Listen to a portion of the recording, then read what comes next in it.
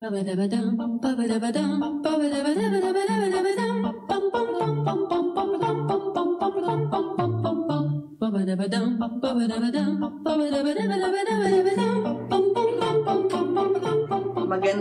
umaga po, magandang tanghali, magandang hapon, magandang gabi. Kumpleto ko na yung ating greeting. Saan man kayo puok sa buong mundo at dito sa Pilipinas. A very good and pleasant day for all of you. Ito po yung ating tinatawag na Rita Gadi Hour. Ngunit hour po nyo ito sapagkat sa loob ng isang oras, marami tayong pag-uusapan. Nung nakaraang linggo, nabubulon na tuloy ako. Nung nakaraang linggo, napag-usapan natin yung sabi natin na evidence-based. Ang ibig sabihin yan, yung mga kasaysayan na nangyari noong bago pa pumasok si Marcos sa politika at nung pumasok siya at kung ano nangyari nung kanyang 21 years na siya ang presidente natin. Hindi nga natin nasimulan pa yung umpisa ng kanyang administrasyon. Napag-usapan naman natin din nung nakaraang linggo din kung paano ang mga Amerikano ay nilakad na siya ay maalis sa Pilipinas at ang mga dahilan nila. Sapagkat ang kanilang inaabangan talaga ay yung dalawang base, militar. Yung Subic at saka yung Clark. Wala na yan. Nagpasok naman sila pagkatapos ni Marcos yung tinatawag na Visiting Forces Agreement at saka yung tinatawag na EDCA, Enhanced Defense Cooperation Agreement, dalawang agreement yan, at pagkatapos nakabase yan doon sa ating Military Defense Treaty na matagal na yan, yung Defense Treaty na yan, nakupanahon pa nung sila ay mga namumuno pa dito sa ating bansa. Sa madaling salita, lahat ito ay konektado sa nangyayari ngayon. Simulan muna natin dito sa Visiting Forces Agreement. Nakapasok yan, nabanggit ko na rin to, siguro konti-konti lang, snippets nga lamang, na napasok ito 1997 hanggang sa umabot na ng pahaba, sabi 10 years lang daw, pero nagkaroon pa ng extension. Anong ibig sabihin yan? Magkakaroon ng training at mga different kinds of military exercises ang ating mga sundalo kasama ng mga Amerikanong sundalo dito sa pagminsan sa karagatan, pagminsan sa iba't ibang lugar puok dito sa Pilipinas. Ano ang unang-unang pakay nila dito? Ay maturuan ng ating mga sundalo ng, well, ang sabi ko nga, you can put it in a general term, the art of war. Ngunit, ang kanilang talagang sinasabi dito ay, kasi nagkakaroon na nga daw ng pagpapalit ng ating attacks, isa rin yung bagay, nakatulong din sila sa ating armed forces sapagkat meron silang tinatawag na intelligence reports. Sa buong mundo, marami silang namomonitor na mga galaw ng mga masasamang tao, kagaya nga na nangyari sa Middle East, yung tinatawag na Islamic group na mga militante na nagpupugot ng ulo at talagang grabe ang kanilang ginagawa. Nagsimula yan sa Yemen, gumapang yan sa Syria, iba't ibang bansa, inaatake niyang grupo na yan. Yung ISIS na tinatawag nga, pag minsan ang tawag dyan ay Daesh. So meron silang ganyan na mga intelligence report sa mga militante na yan. Meron naman talagang grupo na ganyan. Ngunit, sinakyan nila. Sinakyan din ng tinatawag nga na hindi natin nababalitaan na ginagamit din ng mga ibang kamay. Kung baga sa may mga tentacles din ang kanilang military. Ginagamit din nila pagka meron silang bansa na gusto nilang alisin ang kanilang leader o alisin ang presidente. Ginagamit din nila yung mga terrorist group na yan para lang maghasik ng gulo. Kaya nakakatakot ang galaw nila sapagkat ang paniwala ng Amerika, sila ang pinakamakapangyarihan sa buong mundo. Natamaan tayo dito sapagkat wala na silang base militar dito sa At titingnan ninyo sa mapa kung saan ang ating bayan, ang ating Pilipinas. Nasa gitna tayo ng pinakamalaking. We are in the middle of the biggest body of water in the planet. That's the Pacific Ocean. Sa kabila nun, andun na yung Amerika. At sa kabila naman natin, dito sa western side natin, andyan naman ang tinatawag ang navigational highway na South China Sea. At pagkatapos yung Asia mainland, kung saan andyan na ang People's Republic of China at ibang mga bansa, kung aakyat ka pa doon sa Eastern Europe, lahat ng yan. At ang Russia, all the way up north. Tapos yung Himalayas, yung yung lahat ng mga ibang Central Asia na tinatawag dyan. Kaya mahalaga yung ating posisyon dito. Very strategic nga ang sabi. Kaya mahalaga din sa Amerika sapagkat parang tayo ang kanilang buffer. Tayo ang tayo ang kanilang kinakailangan na bago makagapang kung sino man dyan, mga Ruso man o mga Inchik man, bago sila makakross ng Pacific, dito muna magkakaroon ng parang prevention kung ano man yun. Pero hindi yan nakasulat sa mga provisions nung pinasukan natin ng mga agreement. Marami silang sari-saring sinasabi dyan na ang kanilang gagawin sa mga training at lahat ng yan. At madalas nga, hindi lang sa madalas, naniniwala naman tayo na maganda yung kanilang intensyon. Ngunit nung nagbitaw na ng salita ang ating Pangulong si President Rodrigo Roa Duterte, napikot na nga siya sa ginawa ng Amerikano kasi yung kanilang Bureau of Immigration ay hindi binigyan ng visa o kinansel yung visa ng isang senador. Alam mo, maliit na bagay lang yan kung talagang titignan natin. Ang mahalaga dyan ay bakit nila idudugsong yung visa na yon kasi ang isang senador o kung sino mang mga opisyal ng ating pamahalaan ay sinasabi nila merong human rights violation sapagkat isang senador din ay nakakulong at kailangang pakawalan at itong mga tao na tumutulong para maglabas ng ebidensya, yan ang kanilang tinatawag na human rights violation. Kaya sabi nga ng ating Pangulo, bakit nakikialam sa ating justice system? Tandaan ninyo that the first act of sovereignty of any country is the independence of their courts. Yan ang ngayong pinaghimasukan nila. Kasi marami pa rin sa mga Amerikano, lalo na yung mga nasa bureaucracy nila, ang paniwala nila ay talagang hawak pa rin nila ang Pilipinas because they've been able to do this simula nung kanilang pagsakop sa atin, 1899. Nung binili ang Pilipinas sa Spanya because Spain was our colonizer for 350 years. So nung natalo na ang mga Kastila, sila na ang pumasok at binili tayo sa mga Kastila. Akala nila na yung 45 years na tayo colonized ng Amerika, hawak pa rin tayo hanggang sa kasalukuyan. Madalas ko itong ulitin. Sinasabi ko nga na nagpapalit ang mga elected officials, kagaya rin dito sa atin sa Pilipinas. Every 4 years or every so-and-so nagpapalit. Meron silang re-election, so hanggang 8 years, ganyan. Mga congressman nila, mga senador nila, habang buhay. Basta na-re-elect sila, okay lang. Wala silang term limit. Ngunit ang kanilang mga presidente at mga vice president yan, meron silang term limit. Dalawang terms lang sila pwede magsilbi. Ngunit yung mga tao sa mga opisina nila, yung tinatawag natin bureaucracy. Yan ang nagpapaikot talaga ng pamahalaan. Hindi lang sa Amerika, pero sa lahat ng mga bansa. Whether it is democratic or kung ano man ang sistema ng pamahalaan, meron talaga silang tinatawag na bureaucracy. Yun ang mga tao sa pang-araw-araw na mga gawain, sila ang nagpapalakad niyan. At yung bureaucracy na yan, hindi yan nagpapalit.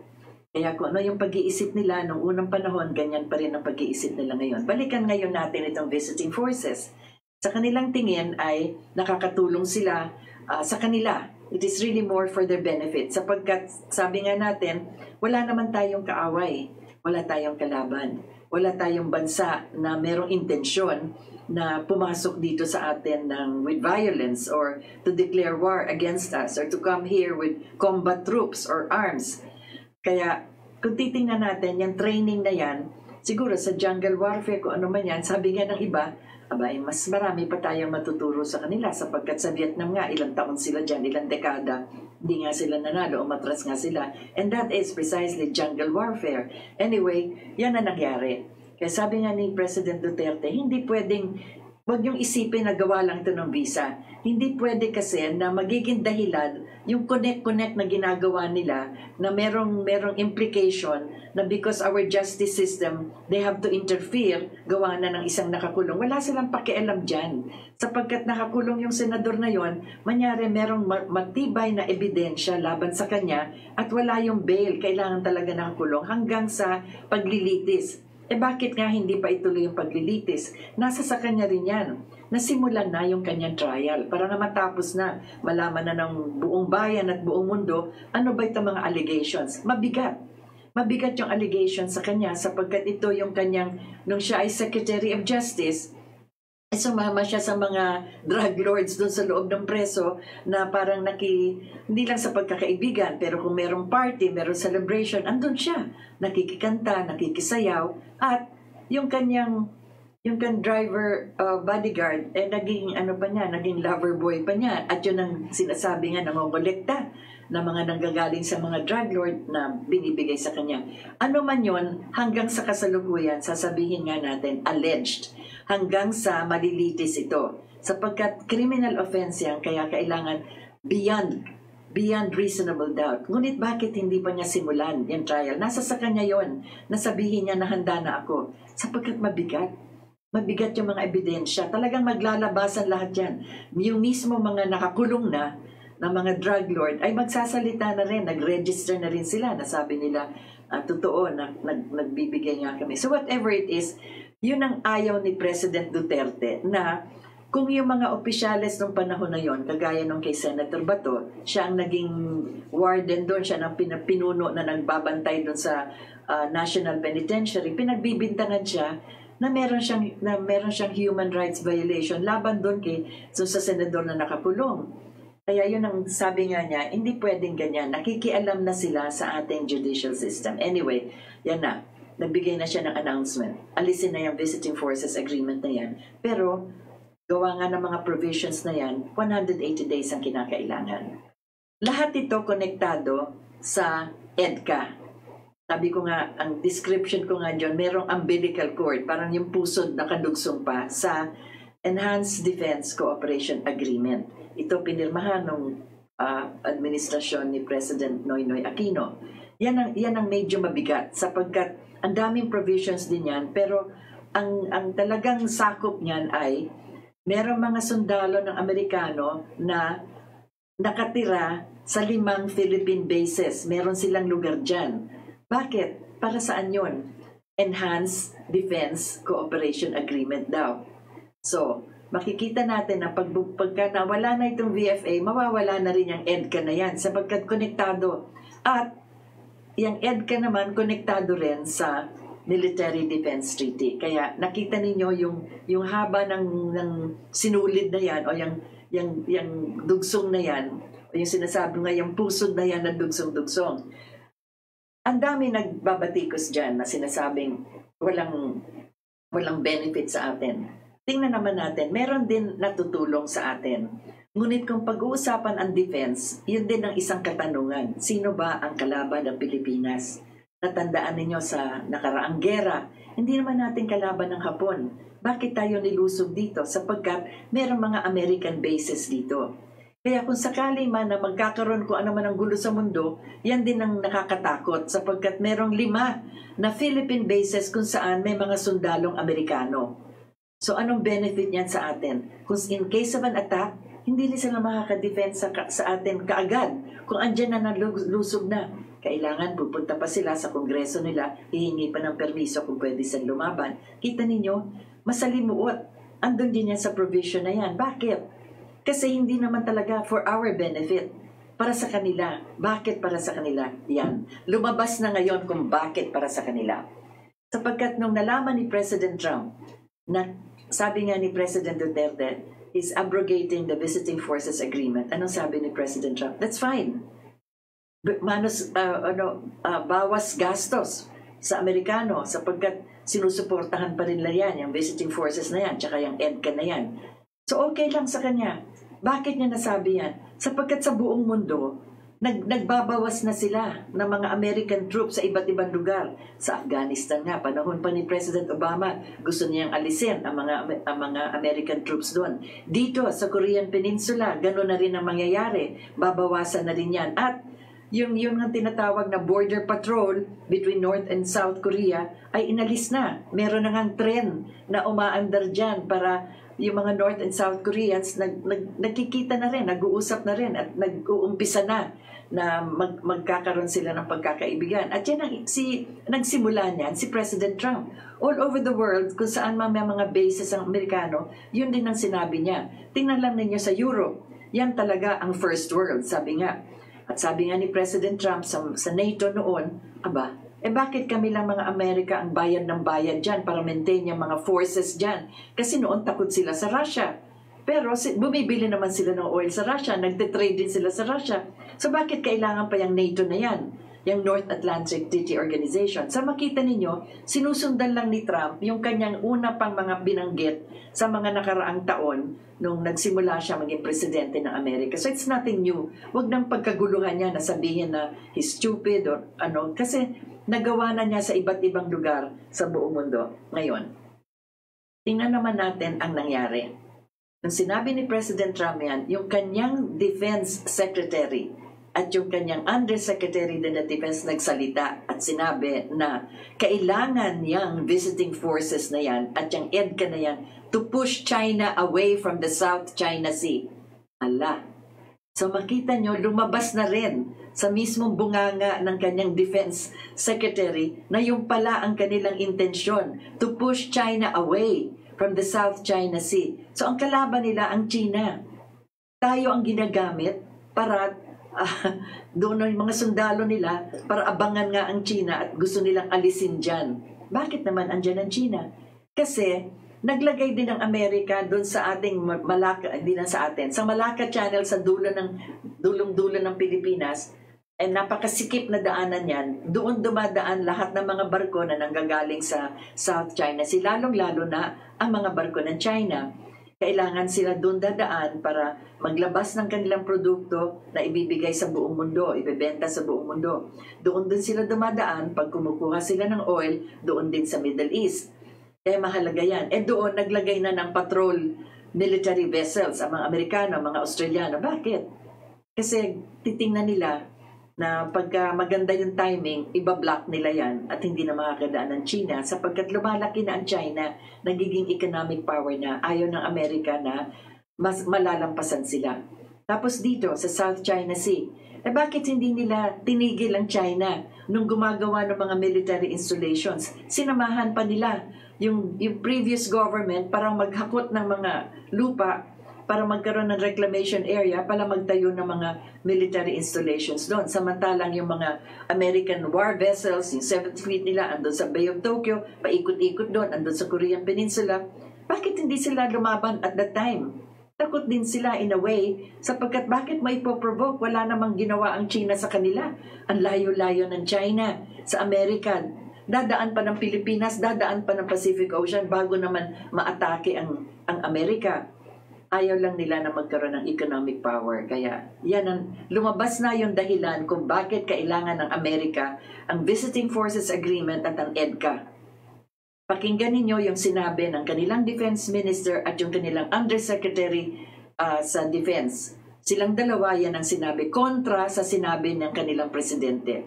Sapagkat yan ang sinasabi ko. Meron kasing mga sa loob ng American government na iba ang kanilang pag-iisip as far as the world is concerned. Mabuti pa si Trump, maliwanag ang pagtingin niya.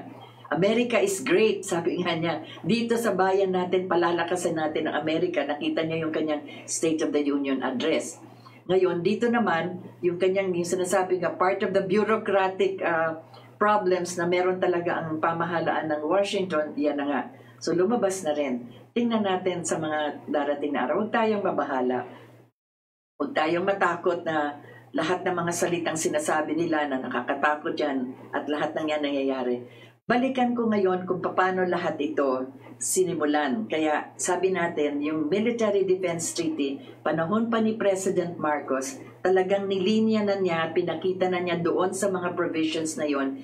Hindi talaga pwede na habang hanggang sa dulo ng panahon andyan ang mga American bases at American soldiers. Meron silang panahon kung hanggang saan lang sila.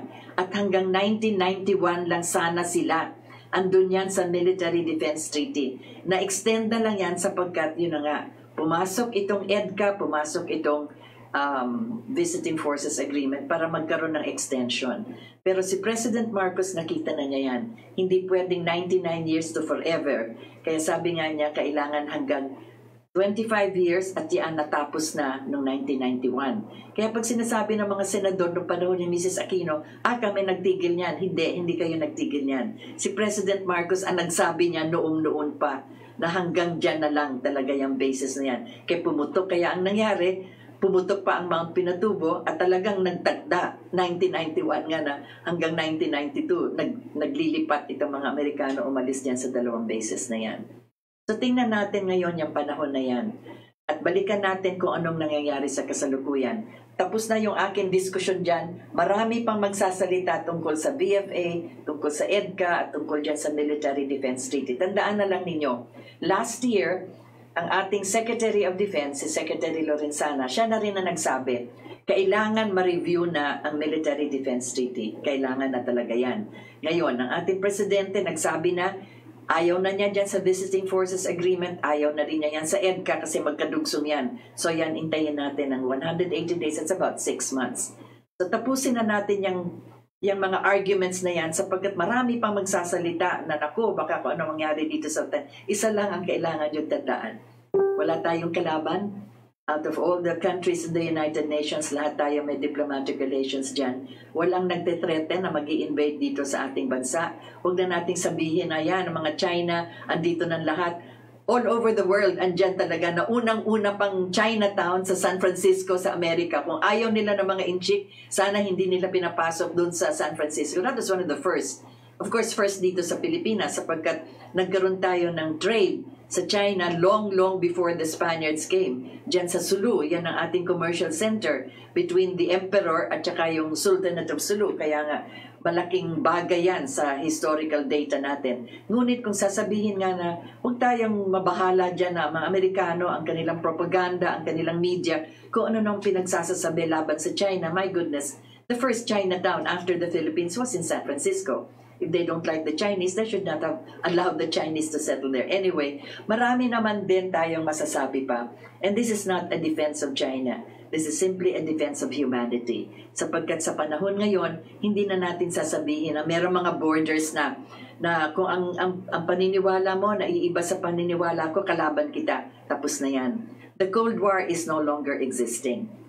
Kaya itong mga, kung ano mang natitira pa dito na nag-iisip na komunista sila at lahat, komunista ang China, komunista ang Russia, ngunit hindi na magagamit yung ideolohiya na yan para ipalaganap pa yung kanilang gustong gawin na ipabagsak ang ating pamahalaan. There can no longer be a revolution based on communism. Tapos na yan. Sa buong mundo, hindi na yan nangyayari sapagkat ngayon ang pinag-uusapan na ay progress, development, economic problems na kailangan, financial, lahat na yan kung paano mabubuhay ng maayos sa mga tao. Isang bagay na nais ko rin ibalik ngayon, isa pa rin na nakakabahala sa atin lahat. Itong sinabi nga ni Presidente na halos lahat ng kanyang diskurso over the past month, na galit siya sa mga tinatawag niyang oligarko.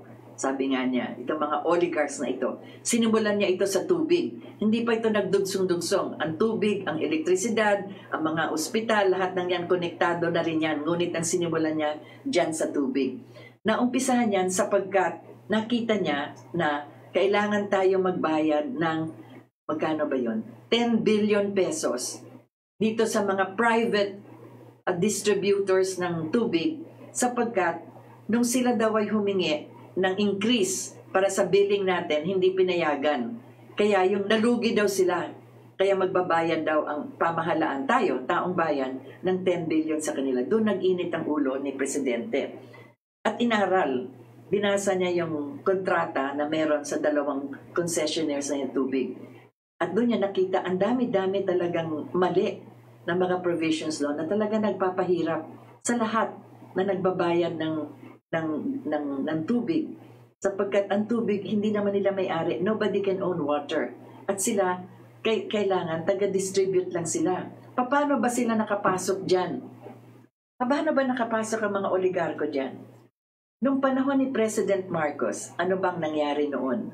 Okay. Nagkaroon siya, tinayo niya yung tinatawag na National Economic Development Authority. Yan ang nag-aral ng buong Pilipinas. Ano bang meron tayo? Ano bang makakaya natin gawin? Ano bang mga projects ang ating pwedeng pasukan? Ano ba ang mga development programs na pwede natin ilagay para hindi lang para sa kasalukuyan pero hanggang sa maybe 50 o 100 years. Sapagkat habang tinatayo mo yung foundation mo, dyan lalakas ang iyong bayan. You have to build the foundations muna. Kaya yan sa NEDA, inaral mabuti yan ng mga eksperto, mga tinatawag nga nila mga technocrats, lahat ng yan inaral ang ating bayan para malaman na ang dapat nating gawin. Ngunit ito ang nangyari noon. From the time na nagpasok ang Amerikano dito, from the time they colonized us, from 1899 hanggang sa 1946 na binigyan tayo ng independence sa mga Amerikano, yung panahon na yan, sometime in 1934, nagkaroon ng tinatawag na Tidings-McDuffie Act. Ang ibig sabihin yan, lahat ng Amerikano, they have equal rights as Filipinos. In other words, they can own real property, they can own anything they want, they can invest in business, they can hold any kind of trading, marketing, lahat ng yan. Pareho ng mga Philippines. Silang may pera. Malaki ang kanilang mga ginawang investments dito. Ano mga hinawakan nila? Hinawakan nila ang PLDT. Hinawakan nila ang Meralco, ang elektrisidad. Hinawakan nila ang tubig. Hinawakan nila noon ang gas, wala pa mga tangke. Merong isang source ng gas, may mga tubo yan na konektado. Para nagkokonekta ka ng tubig sa mga bahay, ito naman nagkokonect ka ng gas. Hawak nila ang, ano ba yung sabi ko pa, ang dami nito. Marami silang hinawakan ng mga public service na sila ang namamahala. That was their business. Transportation, sa kanila din yan, lahat hawak nila. Pero hanggang 1974 lang yan. Sapagkat yung parity rights na tinatawag ay hanggang 1974 lang yan. So from 1934 up to 1974, hawak nila lahat na yan. Ano nangyari noong 1974? Natapos na yung parity rights. Ano nangyari sa lahat nitong mga hawak nila? Ito marahil ay hindi nalalaman ng ating taong bayan. Tandaan ninyo si Marcos naging presidente 1966. Natapos yung gera 1944. Nabigyan tayo ng independence 1946. So, 20 years pa lang nung pumasok si Marcos, 20 years of the last World War, nung independence natin, naging presidente si Marcos. Walang pera ang ating pamahalaan, or at least it's not sufficient to be able to maintain lahat ng iiwanan ng mga Amerikano. Biruin mo yan, PLDT, telepono, yung Meralco, yung elektrisidad, yung tubig, yung lahat ng mga bagay na yan, ng mga major public service na dating hawak ng mga Amerikano. Kaya unti-unti, sabi nga ni Marcos, kailangan maging sa atin na yan, sa Pilipino na yan, sapagkat aalis na ang mga Amerikano. Siya ang nagtulong na makuha yung mga bagay na yan. Kaya mga lalaman ninyo halimbawa, yung sa PLDT, nilagay niya dyan yung kanyang kaibigan ni si Ramon Cojuangco. Dalawang Cojuangco yan, si Ramon Cojuangco at saka si Danding Cojuangco, si Eduardo Cojuangco. Bakit yan ang kinuha ni Marcos? Sapagkat yung dalawang Cojuangco na yan, ay initsapwera yan dun sa inheritance sa kanila. Yung, hindi sila sinakop ng mga Cojuangco sa Hacienda Luisita. Kaya sabi ni Marcos, matatalino ito, magagaling na businessmen. They're very good businessmen. Kaya sabi nga ni Marcos, okay, ako nang sasalo sa kanila, gagamitin ko yung kanilang talino para silang hahawak. So, andyan si Danding, San Miguel. Hawak na mga Amerikano dati yan, pinapasok na ni Marcos dyan. Sa initial na pagpasok ng pondo dyan, ito marahil ay masasabi natin na hindi nalalaman ng taong bayan. Pero unti-unti si Marcos din, he made it possible na nakuha ng mga Pilipino sa tulong ni Marcos. This is private, hindi ito government money. This is personal money, private money ito na makuha yan mga bagay-bagay na yan. Kaya ang public service, hindi mga oligarko ang may hawak. Ang humawak nito mga businessmen. Kaya yan napunta, yang sa NAWASA, nasa pamahalaan. It's the government that took care of our water. Yung sa elektrisidad, we had the Department of Energy na tinayo ni Marcos at meron din yung PNOC, Philippine National Oil Commission, na kung saan pag tumataas yung presyo ng langis sa Middle East at namamahalan tayo, meron tayong tinatawag na parang pondo na inipon dito na babalansehin yung taas ng presyo sa Middle East na hindi tayo mahirapan. Kaya meron tayo ng national yung ating Petron, hawak din yan ng pamahalaan. Yan sa taong bayan yan. Ang Petron ang nagbibigay ng presyo para yung mga ibang mga players nga, kung anong tawag doon, bakit nga players, pero kagaya ng Shell, kagaya ng Caltex, kagaya ng iba't ibang mga pangalan ng mga British at saka American companies, hindi sila pwedeng basta magtataas. Kasi ang Petron ang nagsasabi na ito ang presyo. So hindi pwedeng na basta kikita na lang. So walang oligarch na kumikita diyan. Ano nangyari? Wala na tayo niyan lahat. Pinalitan na at mga private na. Kaya sinasabi ko nga, paano nga nakapasok ang mga oligarko dito. Lahat ng yan, kagaya nga ng sabi ko na mga industries na kinakailangan ang pamahalaan. Public services pala. Public services ng public utilities na sa gobyerno at sa taong bayan. Sinalo lahat yan ng administrasyon ni Marcos 1974 nung binitawan niya ng mga Amerikano. Lahat yan bumalik sa atin sa taong bayan. Pero sino ang nagkapital niyan para makuha natin sa mga Amerikano? Hindi naman basta ibibigay ng Amerikano yan ng libre. Siyempre, bibilihin sa kanila kung ano man yung investment nila. And remember, we did not have enough money in our budget to be able to afford to buy them out. Kaya dyan pumasok ang tulong ni Marcos on a personal basis, on a private basis. Mahalagang malaman ito. Iyan ang sinasabi nga, these are historical notes.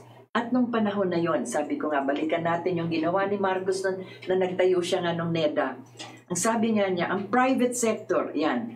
Private sector, ibig sabihin, kayong mga negosyante, na mga oligarko, halimbawa, kung tatawagin mo ng gano'n, pumasok kayo sa mga negosyo na linya na nung panahon na yon, na marami doon na iwanan ng mga Amerikano na pwedeng pasukan ng private business. Halimbawa, sinulat ko na nga yung iba, 11 industries na sinabi nga ni Marcos na makakatulong. Ito, negosyo, para kikita kung sino man yung oligarko na yon o yung businessman na yon. Pero yung pagkita niya, ang kanyang ginagawa makakatulong sa bayan. Halimbawa, food processing, food production at food processing. Tutulong sa agrikultura para dumami ang ating products at maglalagay sila ng processing. Halimbawa, kung anong gagawin sa fishing, halimbawa, huhuli ng isda, magkakaroon ng cannery, gagawa ng mga sardinas, ibebenta sa mga tao. Meron tayong steel manufacturing, gumagawa tayo ng steel.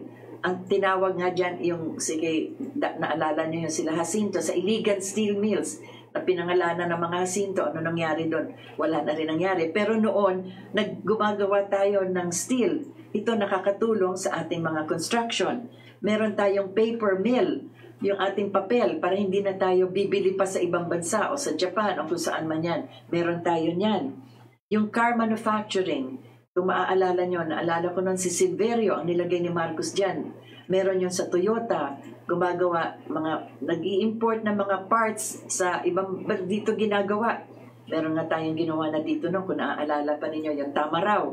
So we had the car manufacturing industry. Meron tayong fertilizer industry din. Gumagawa tayo ng sarili nating tawag dito, pataba para sa mga mga ano natin, sa mga produkto sa field, sa agriculture. Meron tayong paggawaan ng gamot na yung mga para hindi na tayo bibili pa sa ibang bansa. Sabi ko nga sa ngayon, bibili ka halimbawa ng mga maintenance medicines dito 28 pesos, sa India ginagawa 2 pesos. Dumating yung panahon ni Marcos, gumagawa tayo ng gamot. Pagkatapos meron din tayo ng textile manufacturing, nag-i-import tayo ng sinulid, yung raw materials, tapos ginagawin natin dito ng tela, tapos nagtatahi tayo ng mga damit. Ang gaganda ng ginagawa natin. Ngayon, bumibili na lang tayo sa Bangkok, bumibili sa Korea. Wala na nangyari dito sa ating textile industry. Noong panahon ni President Marcos, andyan yan. Textile manufacturing. Yung Marikina shoe industry, naku po, ang laking bagay nito nakatulong. Hindi lang sa Marikina, ngunit sa buong Pilipinas. Nakakagawa tayo ng mga sapatos na kasing galing ng mga ginagawa nila sa Italy at sa Europa.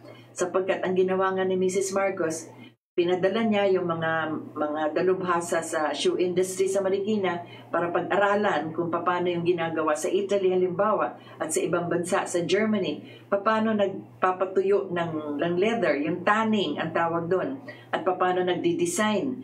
ang galing ng mga Pilipino sa mga design. So, natuwa din ng mga Italiano na yung kanilang mga name brands, pwede palang gawin dito sa atin. We had a thriving Marikina shoe industry. Isa yan, nung panahon ni President Marcos. Kaya nga nagkadami-dami yung sapatos na nakita nila sa Malacanang, na sangkatutak na batiko sila kay Mrs. Marcos ang sinasabi, bakit siya meron 3,000 pairs of shoes? Ang sagot nga ni Mrs. Marcos, mabuti nga. When they opened my closets, they didn't find skeletons. They found shoes.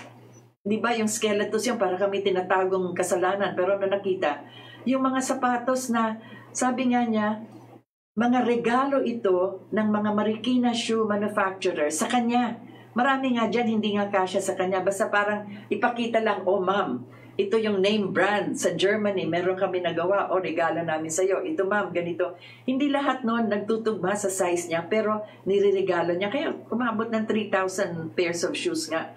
Kung maalala nyo, yung mga suot ni Mrs. Marcos ay sapatilya eh. At saka yung mga, ang tawag dito, yung mga pumps lang ang suot niya. Bihira lang siyang gumamit ng mga high heels o yung mga mamahaling sapatos. Kadalasan nga nakakimono siya. Kaya yung suot niya na mga parang yung mga yun nga sapatilya yung ginagawa din niya sa native products din yan. At kahit na nagpupunta siya sa ibang bansa at nakaterno siya, galing din sa Marikina yung mga suot niya sapatos. Anyway, so yung shoe industry lumaganap din yan nung panahon ni President Marcos. Nagkaroon din tayo ng shipbuilding and repair. Yung Baseco na yan, tinayo yan para yung mga malalaking barko na gagaling sa lalo na sa China, sa Hong Kong, lahat ng yan, yung mga gumagamit yung mga malalaking barko na sa kanilang mga shipment, kaya na yung sa Baseco na ipaparada na nakaangat, na maaayos. At doon din sa isang lugar, meron din shipbuilding. Biruin niyo yan, we're 7,000 islands, 7,107. Kaya ang dami natin magagawa, gawa nga niyang shipbuilding. Meron tayo niya nung panahon ni President Marcos. At nagtayo siya ng Department of Tourism. Nung panahon yon wala pang nakakaisip.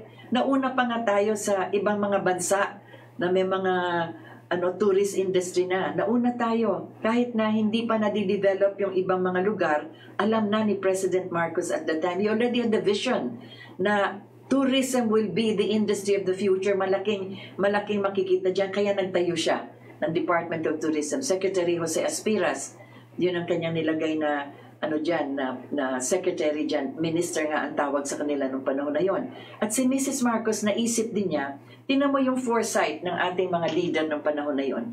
Talagang nagko-compliment si President Marcos at saka si Mrs. Marcos. Sabi nga ni Mrs. Marcos, magkano ginagastos ng mga home for the aged sa Amerika na nagbabayad sila, na binabayaran din ng pamahalaan itong mga matatanda na wala na nag-aalaga sa kanila. Hindi kasi uso sa kanila yung nag-aalaga ng matanda eh.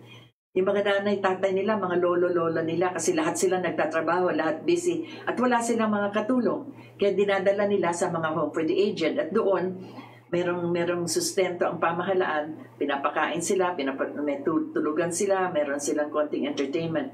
Kung dito gagawin sa Pilipinas yan, sa dami-dami ng ating lugar sa probinsya na magtatayo ka na mga ang tawag dito, mga lugar para sa kanila na open area at ang daming sa ating mga nagtatrabaho, imbes na mag-domestic worker abroad, dito na magiging caregiver nito mga magre-retire dito. Kaya kung ano yung dollars na binabayad doon, dito na nila dadalahin. So malaking tulong yan, hindi lang doon sa local na lugar kung saan itatayo yung mga para sa mga home for the aged, para sa mga American retirees, nakakatulong din doon sa lahat ng mga collateral industries, kagaya ng tutulong sa paggamot nila, yung pag-aalaga sa kanila, at lahat ng yan. So, even at that time, meron ng foresight, meron ng vision nga, tinatawag natin.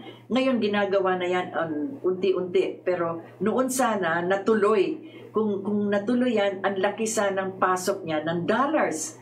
Kasi yan, binabayaran yung mga bahay na yan sa Amerika na kung saan tinitirhan yung mga retirees na yan. Meron tayong tire manufacturing din, naalala ninyo doon sa lugar namin. Goodyear at saka Firestone, sila ang bumibili ng ating rubber na nangagaling sa mga plantations natin. Yun ang ginagawang mga goma, Firestone at Goodyear. Meron tayong malaking industriya doon. Anyway, so cement, meron din tayong cement, etc. and all of that. Kaya bakit ko ito kinikwento? Yan ang historical notes. Sapagkat yan na yung 11 industries na sana kung sino man itong mga businessmen na ito, napasukan nila, napalaganap, kumikita sila at nakakatulong sa taong bayan. Hindi kagaya ng kanilang hinahawakan ngayon na tubig, na hindi naman kanila.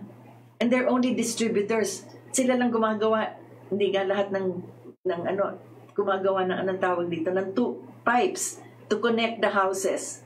Pero yung source of water, pati yung tinatawag na yung pag-filter niyan at lahat niyan, pati paggawa nga sana ng mga other dams. Remember nung panahon ni President Marcos, we had 38 dams.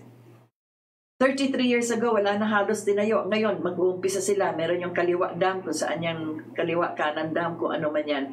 Ngayon lang nila naiisip na magdagdag. Pero yan, hindi yung pag-aari ng mga oligarchs. Water, power, the earth, the soil, and the air are all God-given. Kaya kinakailangan ito talagang maalagaan ng ating pamahalaan para kung ano man ang makukuha natin dyan sa natural resources na yan ay para sa taong bayan. Kaya na-mention ko yung 11 industries sapagkat yan sana natuloy nila at dyan sila yumaman. At yung pagkayaman nila ay makakatulong pa sa bayan. Gagawa ng sasakyan, gagawa ng mga goma, gagawa ng mga damit, gagawa, lahat na yan. Ngayon, lahat imported na. Bakit? Ano ba yan? Kasi nakikisama nga dito sa World Trade Organization na lahat ng bansa pwede na lang natin bilihin. Napakalungkot.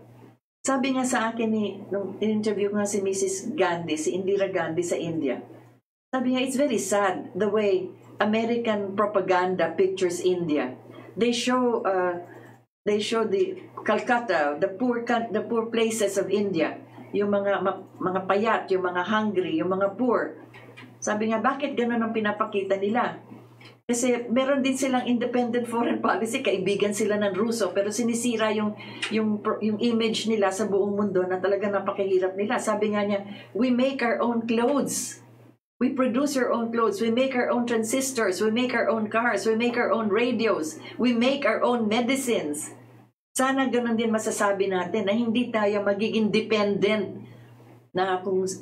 Anyway, ganun na nga ang nangyari. Kaya binanggit ko itong 11 industries na ito na tinayo na ni Marcos at ganun sana ang pinagpatuloy. At itong mga oligarko ngayon na nagpapahirap sa atin, gawa ng pagsakal sa atin para sa tubig na hindi naman kanila, sana napagpatuloy nila. Pero nakikita na yung mga condominium, mga townhouses, mga lahat na yan, na mga matitirhan ba yan ng taong bayan? Anong benepisyo sa inyo? Lahat yung mga malalaking mga gusali na yan, mga hotels na yan at lahat ng yan.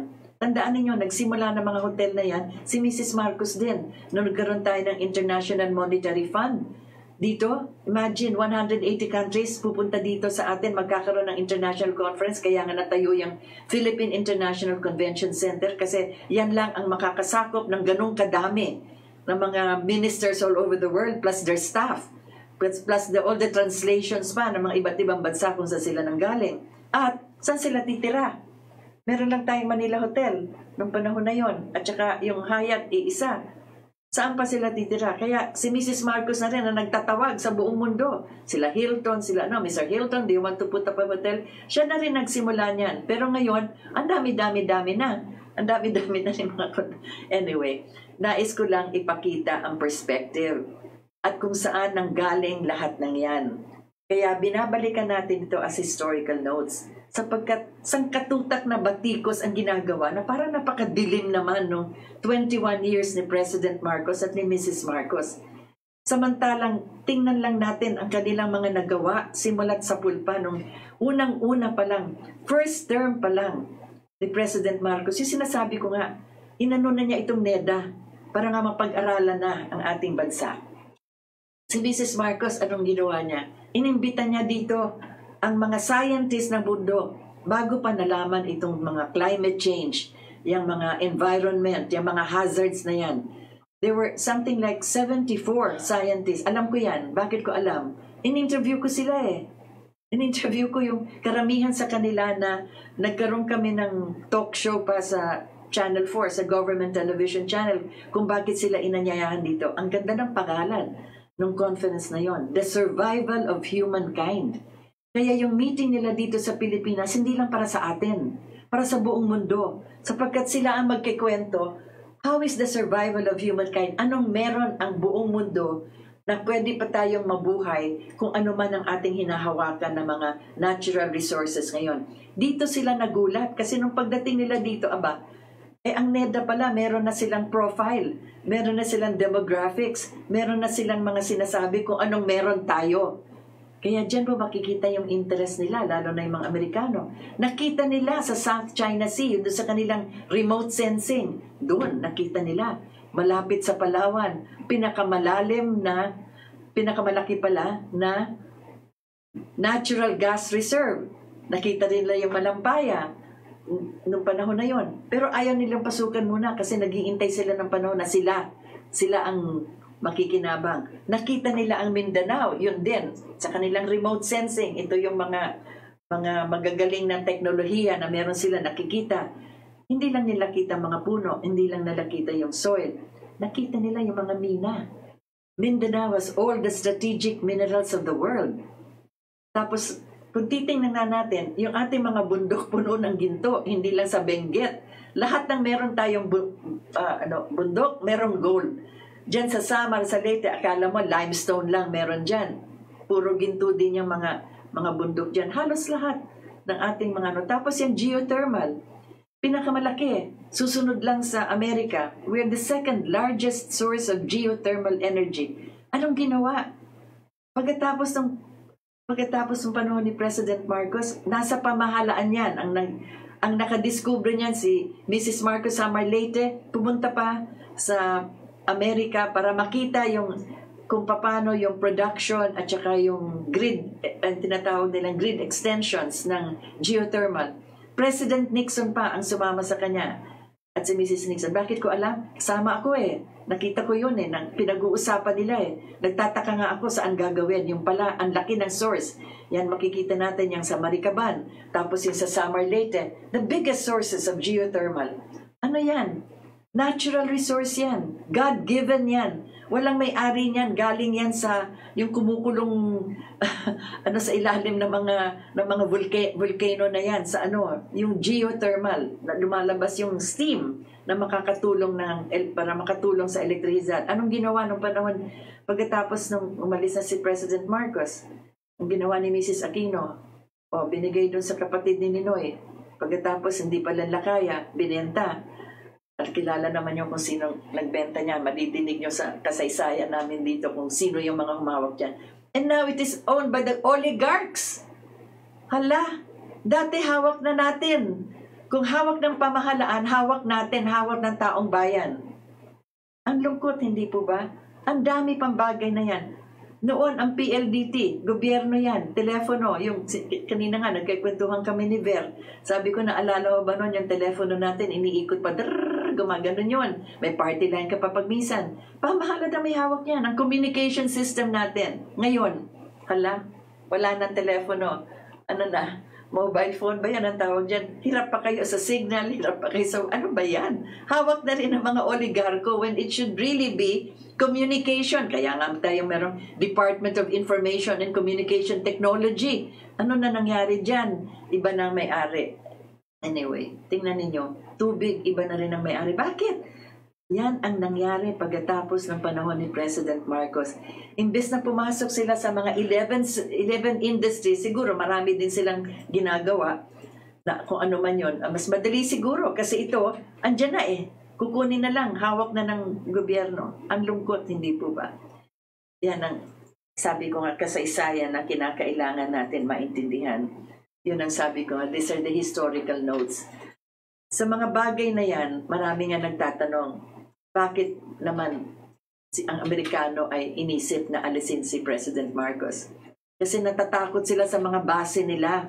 Ang isip nila mamamatay na si Marcos. Kaya kahit na nanalo siya ng snap elections, alam nila na merong problema si Marcos sa kanyang kidney, baka matuluyan ng na mawala siya kahit na alay nila si Marcos at pinagkakatiwalaan nila, baka biglang mawala at sinong na ngayon mangyayari sa kanilang bases. Kaya yun ang kanilang kinakatakot ng panahon na yon. Pangalawa, yan din ang gusto nilang pasukan, na lahat ng mga produkto na pwede lang ibenta sa atin, ipapasok na yan dito, no? Yung ang kanilang sasabihin na sila ang magsasabi niyan. Yung IMF at saka World Bank, sila na rin magdidikta kasi ilang beses nang pinigilan ni Marcos yan na ayaw niyang makisama na sana dyan, sapagkat gawa nga ng Bretton Woods Agreement, hindi na gold ang pinagbabasihan ng pera, papel na lang. Ang London at saka ang Amerika, yun na lang sabi, mag-imprenta na lang tayo ng pera at tayo na lang magsasabi sa buong mundo kung ano ang value ng pera nila based dun sa pera natin. Before the Bretton Woods Agreement, gold ang pinagbabasihan yan. At ang gold, ang karamihan ng gold, ang may-ari, si Marcos din. Kaya yan, sabi nga nila, ay naku, kailangan makuha natin yung ginto ni Marcos. Hanggang ngayon, yan pa rin ang kanilang hinahabol. Anyway, maraming dahilan kung bakit nga sinasabi natin ganun ang nangyari sa panahon. Kaya naalala ko yung nag-meeting nga si Ambassador Habib ba yun ng Amerika, pinadala yan dito kay President Marcos para sabihin si President Marcos na magkaroon ka na lang ng coalition government at lahat ng yan, sapagkat unang-una ayaw namin si Mrs. Marcos na maging head ng Minister of Human Settlements. Bakit nga? Biruin nyo kung ano yung hinahawakan ng Minister of Human Settlements. Water, power, food, clothing, shelter, recreation, sports, lahat ng yan. Ano bang ibig sabihin ng human settlements? Pag magtatayo ka ng isang lugar na titira ng tao, kailangan merong daanan yan, merong lansangan, kailangan may tubig, kailangan may elektrisidad, kailangan may livelihood, kailangan yung mga bata may eskwelahan, kailangan merong sports activities. Lahat yan sakop. Ayaw nila yon, nila naiintindihan yon, gusto nila pira-piraso. Diba? At akala nila makapangyarihan na si Mrs. Marcos. Oo nga, makapangyarihan yung mga ginagawa niyang hanggang ngayon. Buhay pa yung mga bliss housing na yan. Tingnan ninyo, kung hindi binenta nung panahon ni Mrs. Aquino, ang dami pa dyan sa UP, dito sa merong Makati. Ang tibay ng pagkagawa ng yung mga housing na yan para yung mga informal settlers, squatter nga ang tawag noon doon sila titira, hanggang 5 stories lang yan. Kaya mahalaga pong balikan natin yan sapagkat historical notes yan Pag minsan ng Amerika hindi na naiintindihan ang palakad ng mga ibang bansa. We are a democratic country, pero ang democracy na sinusunod natin ay in accordance with our culture and according to the needs of the people. Kaya nga nag-declare ng martial law. Ano ba ang nagawa nung panahon na yon, sa 12 years ng martial law? Lahat yung mga kalsada na yan, lahat ng tulay, lahat ng dams, ang lalaki ng mga dams na yan, na nagkaroon pa ng mga yan geothermal, dyan din yung ginawa. Lahat ng ating airports and seaports. Kaya lumaganap ang Cebu. Sasabihin natin na, ngayon, very progressive Cebu. Si Marcos ang nagtayo ng seaport at saka ng airport dyan.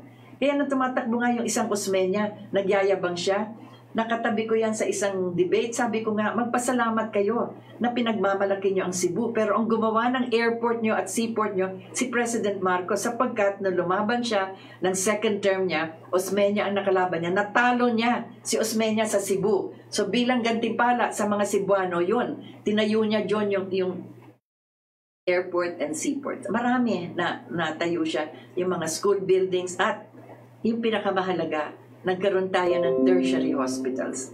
Kahit na hindi pa nasakop yung lahat ng pangangailangan, at least meron tayong Philippine Heart Center for Asia, nagkaroon tayo ng Lung Center, nagkaroon tayo ng Children's Hospital, nagkaroon tayo ng Kidney Center. At sana yan ay may ipagpatuloy. Biruin ninyo, that was 33 years ago. Hindi na nila nadagdagan pa para magtayo. Ilang rehiyon lang ba tayo? We are only 13, 14 regions. Sana nakapagpatayo na sa 33 years. Sapagkat kagaya niya mga center na yan, natayo ng gano'ng katagal yan. Hindi umabot ng 1 taon, natayo lahat yan. So can you imagine in the past 33 years, kung yung mga nakaraang administrasyon ay nagsikap na lang na ituloy. Bawat region sana meron na rin heart center, lung center, kidney center, children's hospital. Hindi po ba? Pagkatapos ngayon, babatikusin nila ang mga Marcos. Again, this is not really a defense. This is just historical notes. Para maalala ninyo na meron na tayong foundation na hindi pinagpatuloy at sana ay ipagpatuloy pa sa ngayon. Ginagawa nga ni President Duterte yan. Nakita ninyo, build, build, build. How do you build a nation? How do you build a nation? Sa salita? O sa mga ine-elect nyo sa public office, yung mga andyan na 320 congressmen, 24 senators, are they building a nation? You build a nation from the ground, upwards, roads, bridges. Yan ang that's how you build a nation. That's the physical infrastructure of building a nation. Pagkatapos, anong pinocus ni President Duterte? Ang lumalaganap na drugs, yung illegal drugs na yan. Naku po, paano lumawak ng ganito? Pinabayaan for the past 33 years. Nung panahon ba ni President Marcos, was that ever at all an issue? Meron ba nagsabi na, ang laking issue nitong illegal drugs? Halos, siguro paminsan-minsan lang yung madidinig yan na merong raid. I don't think there was even that massive raid na merong mga factory dyan, na may mga drug dens dyan, nakatabi ng pulis, o katabi ng palengke, kung ano man yan. Ngayon nakita ni President Duterte, after 33 years, wow! Grabe na talaga, halos lahat ng eskinita, meron na talaga nagtutulak ng droga. Ang criminality, ang corruption. Nung panahon ni President Marcos, takot na takot ang kanyang mga ministers sa kanyang kabinete. So, makikita ninyo, after President Marcos, tingnan ninyo ang lifestyle ng mga nagserbisyo sa kanya. Ito lang, just one example. Ang COMELEC chairman, ano ba yung COMELEC? Hindi ba sa ngayon, lahat ng padulas na lagayan para manalo ka dyan sa COMELEC.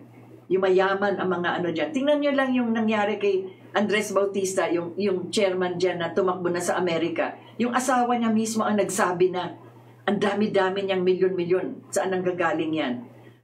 COMELEC chairman noong panahon ni President Marcos is Leonardo Perez.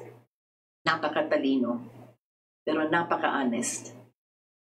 Alam ba ninyo, nung nawala na siya ng trabaho, hindi na siya chairman, meron kaming parang meeting, yung mga dating mga kasamahan sa Malacanang, may isang meeting na nagpatawag yung isang kaibigan ko, sabi, Rita, punta ka doon kasi yung mga dating nagtrabaho sa gobyerno, magkikita-kita, parang reunion. This was after 1986, mga 1987 na yata ito, Yung pala, kaya kami pinatawag, nagpakain, tsaka para kami magdo-donate